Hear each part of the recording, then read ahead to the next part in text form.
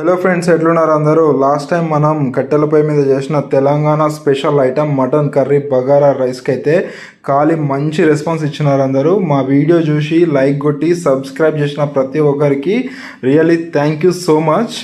So thumbnail చూస్తే అర్థమై ఉంటుంది మనం ఈ వీడియోలో ఏం రెసిపీ చేస్తున్నాం అనేది.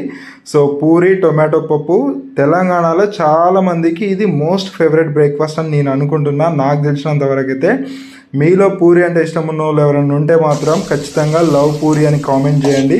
సో ఇక లేట్ చేయకుండా మనం ఫర్దర్గా ప్రిపరేషన్ ప్రాసెస్లోకి వెళ్ళిపోదాం. సో ముందుగా పప్పు అయితే మనం 2 గ్లాసులు తీసుకొని పెసరపప్పు మంచిగా ఒక కుక్కర్లో అయితే పోసుకుంటున్నాం. కుక్కర్లో వేసేసుకున్న పప్పునైతే మంచిగా కడిగేసి అందులో మనం సరిపడా వాటర్ అయితే పోసేసుకున్నాం. వాటర్ పోసేసుకున్న తర్వాత ముందు మనం కట్ చేసి పెట్టుకున్న టొమాటో ముక్కలు అయితే అందులో వేసుకోవాలి.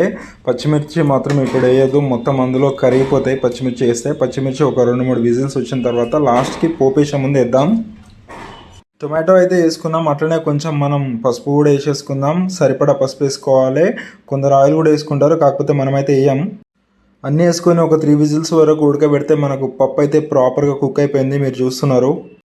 సో ఇప్పుడు ప్రాపర్గా కుక్ అయిన పప్పులో అయితే మనం ముందు కట్ చేసి పెట్టుకున్న పచ్చిమిర్చి కూడా వేసేసుకుందాం.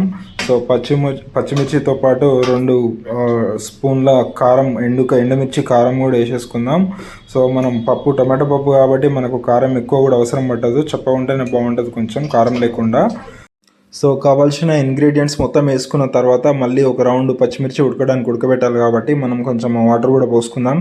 ఎందుకంటే పప్పు ఆల్రెడీ మంచిగా ఉడికింది కాబట్టి మళ్ళీ అట్లనే పెడితే అడుగంటుతుంది. సో వాటర్ పోసేసుకొని పచ్చిమిర్చి ఉడికిందానికి ఉడకబెట్టిన తర్వాత మనం పప్పులో తాలింపు వేసేసుకోవాలి. సో తాలింపు వేసుకోనికి ఫస్ట్ అయితే ఒక కడాయి పెట్టుకొని అందులో కొంచెం 2 స్పూన్ల ఆయిల్ పోసేసుకొని అందులో జీలకర్ర వేసేసుకోవాలి. జీలకర్ర వేసుకున్న తర్వాత మనం ఎండుమిర్చి కూడా వేసేసుకుందాం.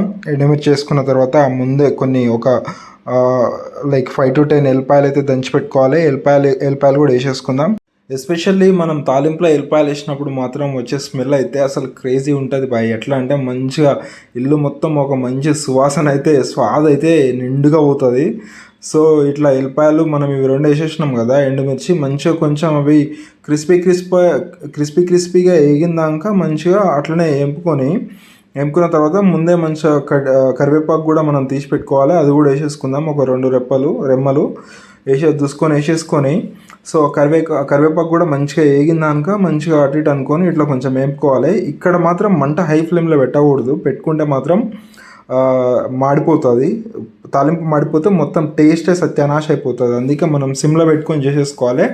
సో ఇప్పుడు మంచిగా దీనికి వేగిన తర్వాత మంచిగా కొంచెం పసుపు వేసేసుకుందాం. ఆల్రెడీ మనం ఫస్ట్ ఉడకబెట్టేటప్పుడు వేసినాం కాబట్టి ఇప్పుడు కొంచెం వేసేసుకోవాలి.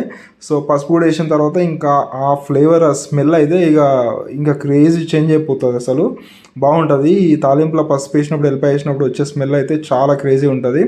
సో మనకైతే ఇప్పుడు తాలింపు రెడీ అయిపోయింది. సో ఇది ఎక్కువ మాడకముందే మనం ఏం చేయాలంటే దీంట్లో ఆల్రెడీ ఉడకబెట్టుకున్న పప్పు ఒక 2 స్పూన్లు అయితే వేసేసుకొని ఇది ఎక్కువ మళ్ళీ మాడకముందే ఆ పప్పు తీసుకొని అందులో మొత్తం పప్పు ఏదైతే ఉంటుందో కుక్కర్లో అందులో కలిపేసుకున్నాం. సో ఇక్కడితో పప్పు రెసిపీ అయితే ఫినిష్. పప్పు ప్రిపరేషన్ అయితే అయిపోయింది కాబట్టి మనం ఇప్పుడు మెయిన్ కోర్స్ పూరి ప్రిపరేషన్లోకి వెళ్ళిపోదాం. సో ఫస్ట్ అయితే మనకు కావాల్సినంత పిండి తీసేసుకొని అందులో కొంచెం వాటర్ కలుపుకుంటూ దాన్ని అయితే మంచి కన్సిస్టెన్సీ వచ్చే వరకు అయితే కలిపేసుకోవాలి. వాటర్ మాత్రం ఒకేసారి పోసుకోవద్దు, కొంచెమే పోసుకోవాలి. మళ్ళీ రొచ్చి అయిపోతే పిండి ఆగమైపోతుంది. సో మనం ఇప్పుడు చూసుకోవచ్చు మంచిగా పిండి అయితే మంచిగా మిక్స్ చేసి పెట్టేసుకున్నాం. మిక్స్ చేసిన తర్వాత దాన్ని చిన్న ఉండలుగా చేసుకొని దాన్ని మంచిగా పూరీలకి ఇట్లా ఒత్తుకోవాలి, తాల్చుకున్న తర్వాత మంచిగా కడాయిలో ఆయిల్ పెట్టేసుకొని ఈ తాల్చుకున్న పూరీలు ఒక్కొక్కటి మంచిగా కాల్చుకోవాలి. సో చూడొచ్చు మంచిగా చాలా మంచిగా పొంగుతున్నాయి. మనకు క్రిస్పీగా ఉంటే ఇష్టం, అందుకే మనం ఒట్టిగా కాల్చుకుంటాం. చాలామంది అట్లా విరిగిపోతాయని చెప్పేసి క్రిస్పీగా కాల్చుకోరు. సాఫ్ట్గా ఉంటే ఎక్కువ ఆయిల్ వస్తుంది, మనకి మెత్తగా ఉంటే అంత టేస్ట్ అనిపించదు. సో క్రిస్పీగానే కాలుస్తాం మనం ఎప్పుడైనా. ఇంకా ఈ పూరీలు రెడీ అయిన తర్వాత మంచిగా ఆల్రెడీ మనం ప్రిపేర్ చేసి పెట్టుకున్న పప్పుని ఒక చిన్న బౌల్లో వేసుకొని ఒక 4 పూరీలు పెట్టుకొని పప్పుల పూరీలు ముంచుకొని తింటుంటే వేరే లెవెల్ ఉంటుంది. వేరే ఏ బ్రేక్ఫాస్ట్ కూడా దీని కిందకైతే పనికిరాదని నా ఫీలింగు. మీలో ఎంతమందికి ఈ కాంబినేషన్ ఇష్టమో కామెంట్లో లవ్ పూరి అని కామెంట్ చేయండి. సో మనమైతే ఇప్పుడు సర్వ్ చేసేసుకున్నాం. ఈ కాంబినేషన్ అయితే చాలా అద్భుతంగా ఉంది. సో మీకు ఈ వీడియో నచ్చినట్లయితే లైక్ చేయండి. ఇలాంటి మరిన్ని తెలంగాణ స్టైల్ రెసిపీస్ కోసం మన ఛానల్ సబ్స్క్రైబ్ చేయండి. మీకు నచ్చిన వేరే ఫుడ్ ఐటెం ఏదైనా మేము ప్రిపేర్ చేయాలి అనుకుంటే కామెంట్లో చెప్పండి. మేము తప్పకుండా నెక్స్ట్ వీడియోలో ప్రిపేర్ చేసి మీకు వీడియో అయితే ప్రిపేర్ చేసి పెడతాం. Thank you so much for watching.